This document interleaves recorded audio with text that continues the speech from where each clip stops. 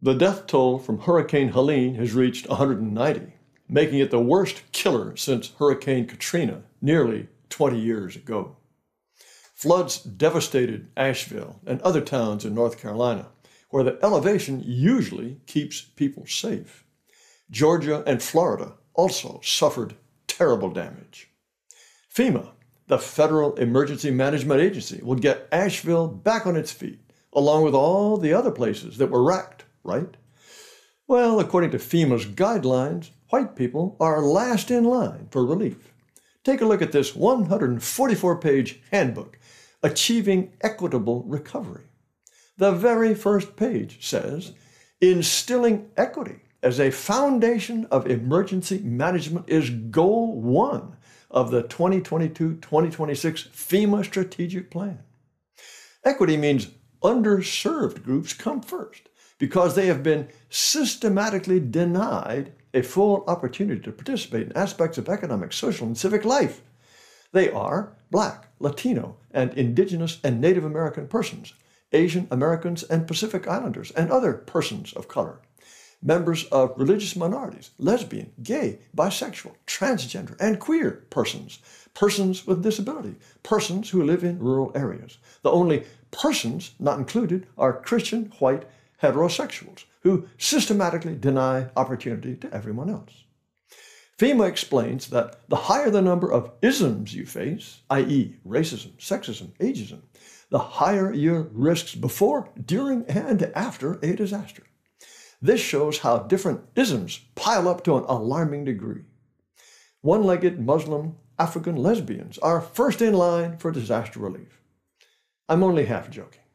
FEMA explains that equity means you have to generate a data-informed picture of recovery needs before disaster strikes. That's because inequities that existed prior to a disaster are often exacerbated by the disaster, e.g., disparities caused by racism or poverty. FEMA urges you to go to the Agency for Toxic Substances and Disease Registry, which has already done some of the work for you. It calculates a social vulnerability index for every American county based on socioeconomic status, household characteristics, housing type and transport access, and of course, race. This is Buncombe County, North Carolina, where flood-stricken Asheville is located. Here's the vulnerability of all counties. Dark is bad, light is good. It is critical for local officials and leaders to advance equity and recovery by leveraging available data to inform the recovery process, says FEMA. The top two goals of equitable recovery are to address long-standing recovery issues and to correct any prior underinvestment and pre-existing inequities. As Kamala Harris likes to say, so there's a big difference between equality and equity. Equality suggests often everybody should get the same thing. Well, that often assumes everybody started out in the same place, as opposed to equity, which is everyone should end up in the same place. FEMA is part of the Biden-Harris project to eliminate all gaps in the health, happiness, and welfare of all the people whom white folks have been systematically depriving. That's why underserved communities may receive a greater number of resources to achieve parity, and why disaster relief must address the pre-existing structural and social conditions to sustain improvements in parity of standards of living. Does fixing pre-existing social conditions include crime, poverty, drugs, terrible schools? You cannot have equitable recovery without building equity into the recovery organizational and coordination structure. I don't know how many lesbian, bisexual, transgender, or queer people there are in this picture, but the Asheville City Council is strong on equity, not one white man.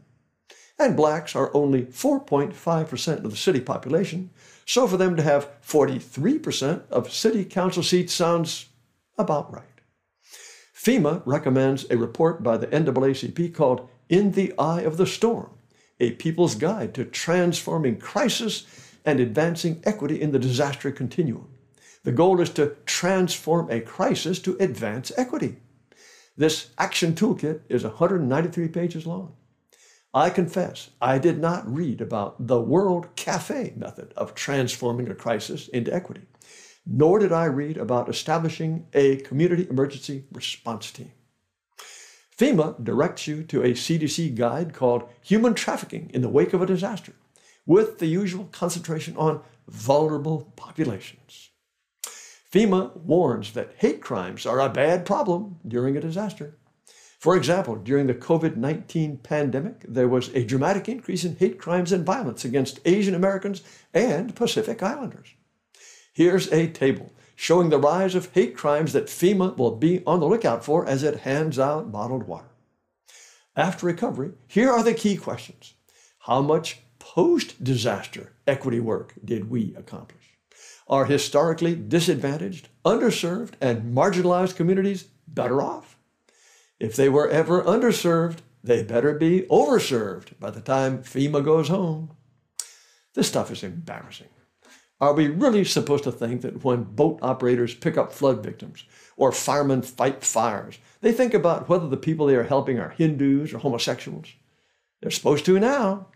If FEMA does its job right, the Hindus and homosexuals will be better off than before the disaster. FEMA is also in the business of coddling illegals. It runs the Shelter and Services Program that pays for humanitarian services to non-citizen migrants following their release from the Department of Homeland Security. This doesn't even pretend to be disaster relief, unless you think of millions of illegals as a disaster, except that the relief goes to the illegals, not to us. More than $1 billion worth in the last 2 fiscal years, as you can see from this table. The money goes to NGOs, which do the actual housing and feeding. Catholics cleaned up, starting with Annunciation House, Bishop Enrique San Pedro Ozanam Center, and Catholic charities of all shapes and sizes. That's $1 billion, not available for Americans who need help. Here's more FEMA mission creep. Its emergency food and shelter program feeds and houses people even if there hasn't been a disaster. Naturally, this now includes families and individuals encountered by the Department of Homeland Security, which means border hoppers. FEMA forks over the money to organizations assisting migrants. The amount grows every year, and last year was $425 million. That's a total of $715 million of your money that won't be helping the people who lived here. Sorry, hillbillies, the money is for Venezuelans and Haitians. Now, Alejandro Mayorkas warns FEMA doesn't have enough funding to last through hurricane season. I can't imagine why not. But I shouldn't pick on FEMA. On his first day in office, Joe Biden signed Executive Order 13985, which requires diversity, equity, and inclusion in every aspect of everything the government does every day, everywhere in the world. This website explains how all agencies make equity goal number 1, just like FEMA. For example, the State Department promises to raise the visibility of racial and other inequities globally and generate better informed foreign policies to decrease barriers to equity and equality worldwide. So when the U.S. Agency for Healthcare Research and Quality talks about priority populations, that's not you, Whitey. Maybe you remember prioritizing minorities for coronavirus vaccination. So if you're in the Carolina Hills and the relief truck passes you by or doesn't even show up, just remember, FEMA's got higher priorities than white people. Thank you for watching. Please subscribe to this video channel. I invite you to visit amren.com, amren.com. You'll find videos, podcasts, articles, a lot of things I think will interest you. Thanks again for watching.